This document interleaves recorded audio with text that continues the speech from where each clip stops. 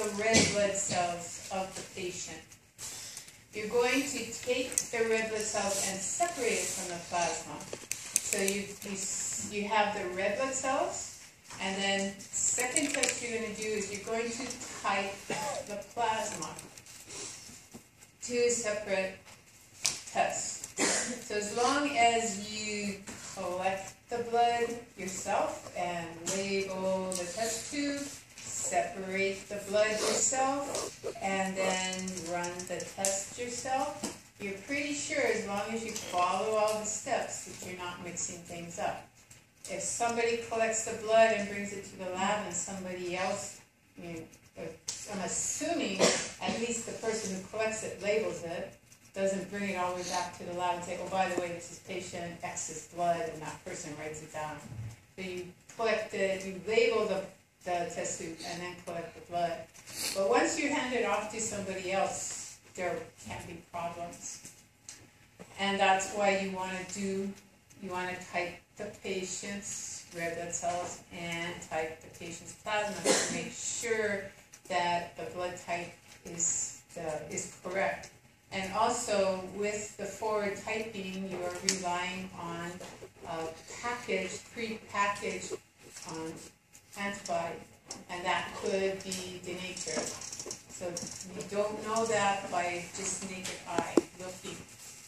So you type the patient red blood cells. You're going to react you're going to have the jar of anti-A, which is an antibody to the A antigen.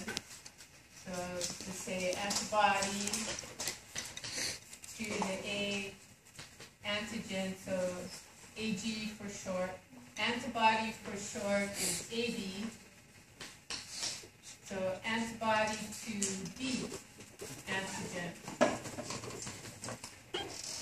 So this would be anti-B, this would be anti-A. So the anti it's against, or it's going to bind to that antigen that's named A or B. You're going to put the patient's blood in a test tube, and then you're going to put the antibody against A in there. You're going to also put the patient's blood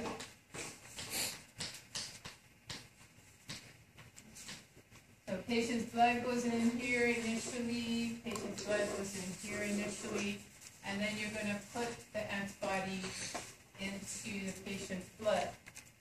And then you're going to centrifuge it so that the centrifuge will force the antibody past the red blood cells really quickly and maximize any interaction between the antibody and the antigen that's on the red blood cell. So textbooks make A antigen kind of pointy, so we'll keep it like that. And B antigens will make ours look like that. So our antibody will bind to that shape. Our antibody will bind to that shape. So this is anti-B. Anti-B. And this is anti-A. When it binds to the antigen, then antibodies will bind to each other, and you start to get, so we have an A antigen over here with antibody bound here. These antibodies can bind together and then bind to another A over here on another red blood cell. The cells start to stick together and they won't come apart. When you vortex them and shake them up, they don't break apart and go back into solution. You know then that you have agglutination.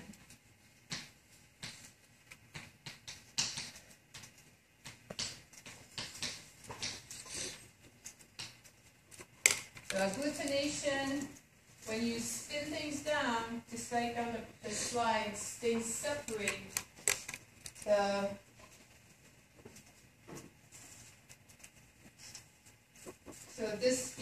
these bloods have all been spun down. The red cells went to the bottom, the plasma went to the top. Here, the antibody is going to be on the top, and the red blood cells are going to be on the bottom.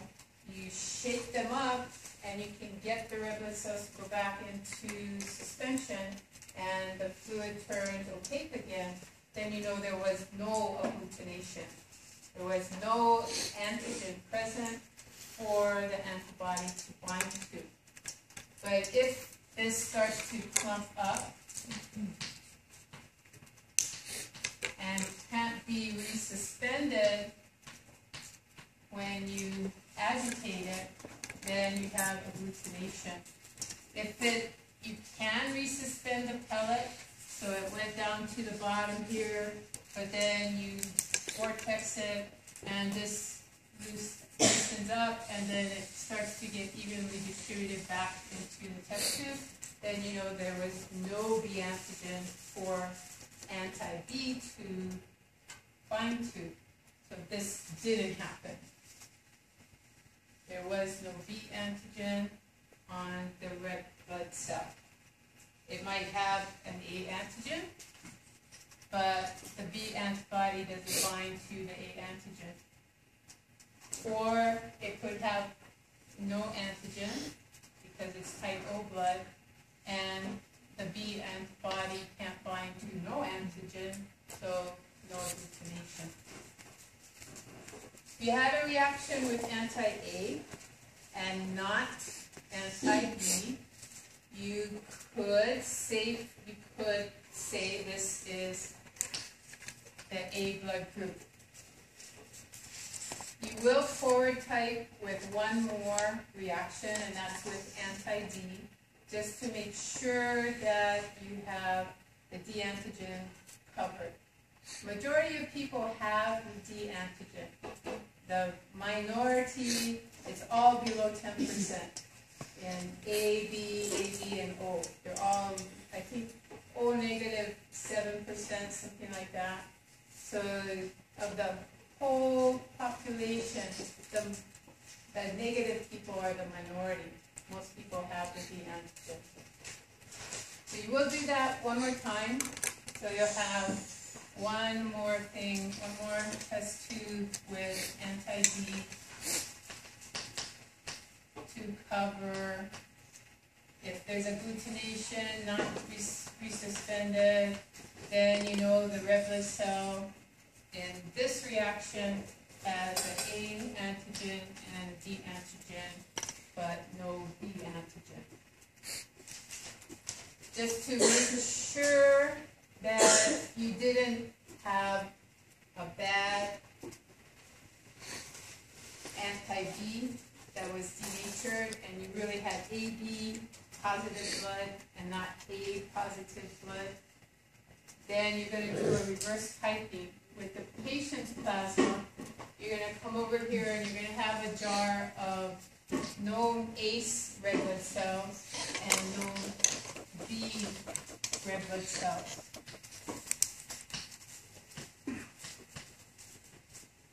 Now you're going to put the patient's plasma in your test tube.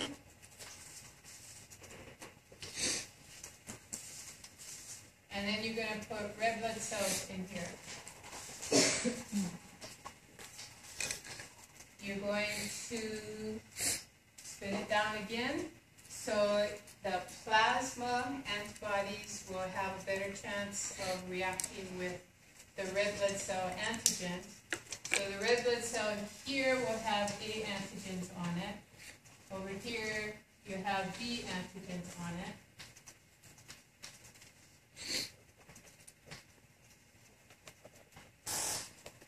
And then you're going to look for, you're going to get the pellet and try and resuspend it again.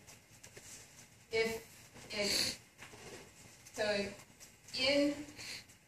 this is really a person with type A blood, they have that A antigen from embryonic time, fetal development. Their immune system isn't really even active till after birth. So when their immune system is starting to look at antigens that are marking your body as you, and these are things that your immune system is not supposed to react to, this A antigen is one of those things. So the immune system sees A as belonging to you. It knows somehow there's a gene there that knows that the A belongs to you, but there's a potential for B to be out there, and you don't want that B antigen coming into you and making a problem. So you have in your plasma a circulating anti-B antibody. That's in the patient's plasma. So if this blood type is A and not AB, then you're going to have agglutination of these guys. They're going to stick together. Somehow, they're going to all stick together and not get resuspended. The plasma with the anti-B can't bind to anti-A, so no agglutination here. If you get agglutination here, then you know that this was damaged. You gotta start all over again, get your new antibody, run your Ford reaction again, and just for safe measure, run your reverse reaction again. It's a good lab protocol to run the whole thing again, not just stop. Oh yeah, I confirmed that it was the antibody problem. Just do everything again. And your data looks better if anybody comes to audit your record. Okay. So that's the importance of this reverse reaction. It confirms that the patient with a blood type A, which you're saying the patient has based on the reaction of the typing of the red blood cells, this is confirmed because we know a patient with type A blood should only have circulating antibodies for the B type of cell. Okay, so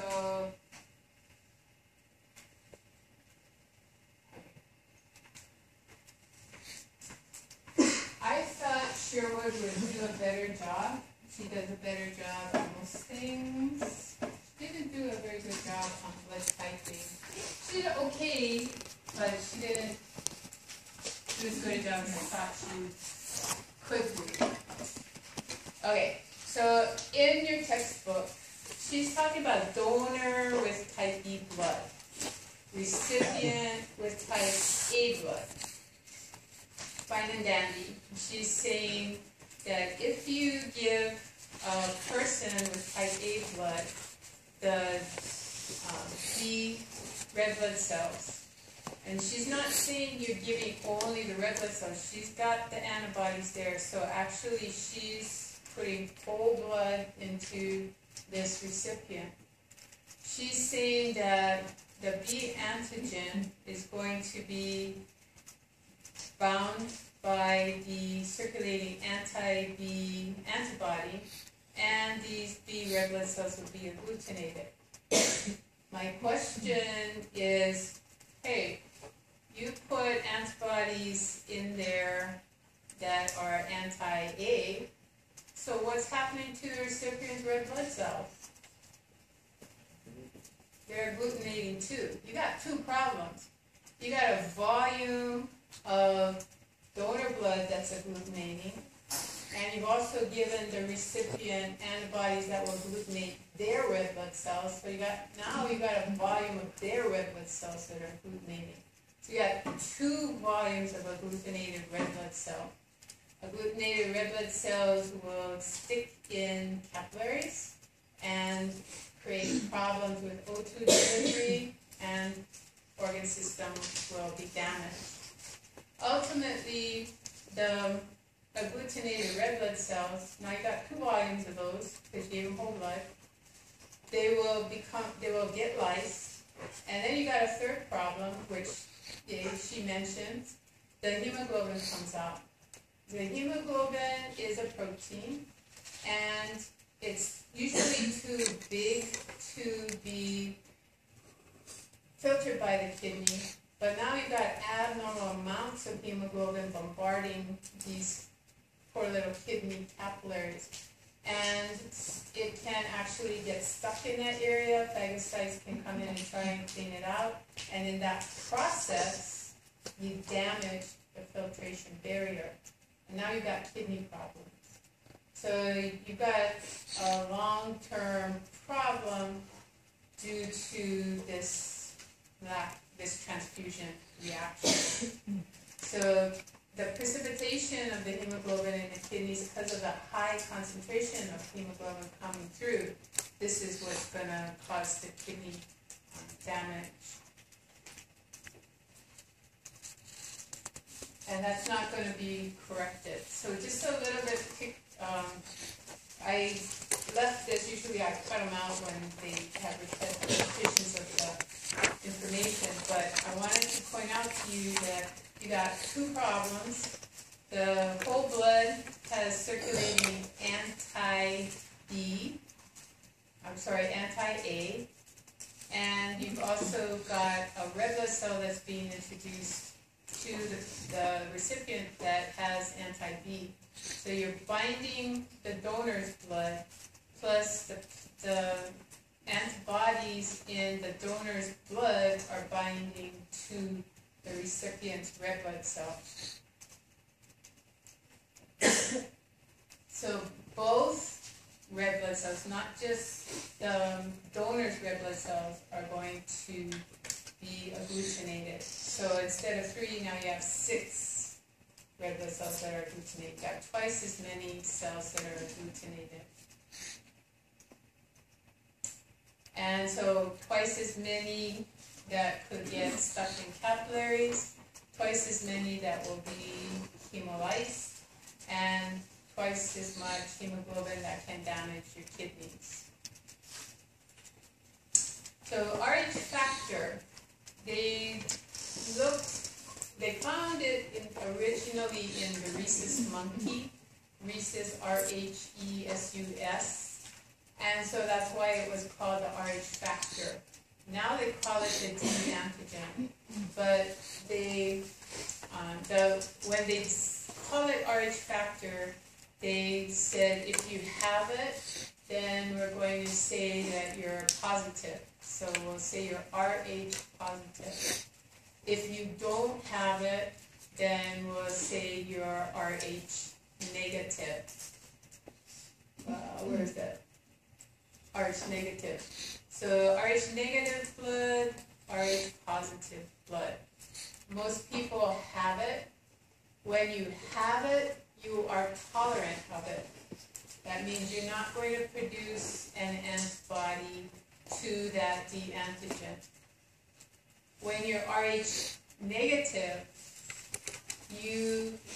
your immune system has never seen that D antigen. It's not going to be tolerant when it comes in contact with that D antigen. It's going to see it as foreign, and it's going to produce an antibody to it. As long as you don't get a blood transfusion, or you're not a female pregnant with an Rh positive baby and you're Rh negative, you got no problem. The first time around, mom doesn't have a problem either, because fetal blood doesn't get across to mom until the baby's gone and the placenta starts to separate from the uterus. Then you have red blood cells mixing. Yeah.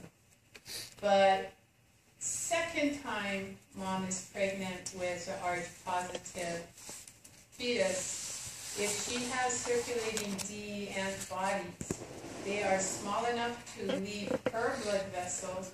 Actually, her blood vessels are ruptured by the baby's implantation. And so she's got big gaps in her blood vessels The blood pours out of her blood vessel and bathes around the fetal blood vessels and then gets sucked back into her circulation. So the blood has direct contact with the fetal blood vessels. And these small antibodies get into the fetal circulation, and Rh-positive red blood cell will start to agglutinate once the D antigen gets into the red blood cell, gets in contact with the red blood cells. So the fetus has the problem.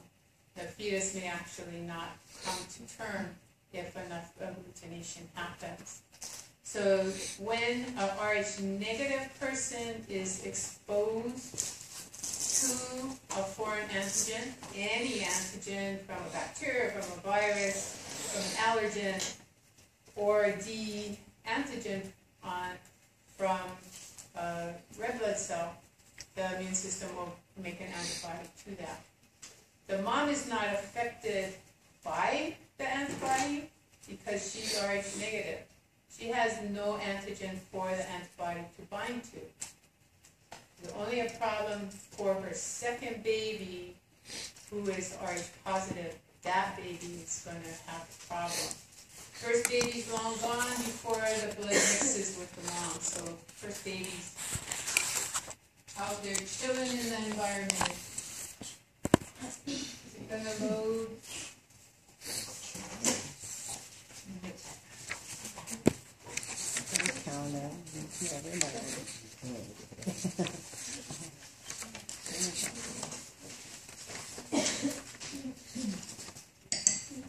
Complications can arise if an Rh-negative woman is impregnated by an Rh-positive man.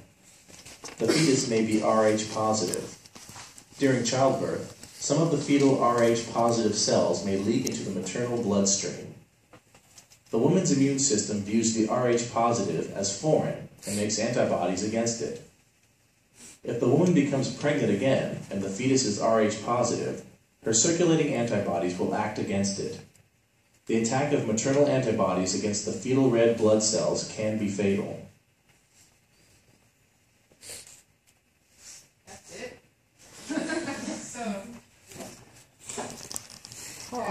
How often does that happen? It doesn't happen very often because most people are Rh positive. So the mom, if the dad's Rh negative, it doesn't matter. It's only if the mom is Rh negative that it matters. And as I told you in Martini's chapter,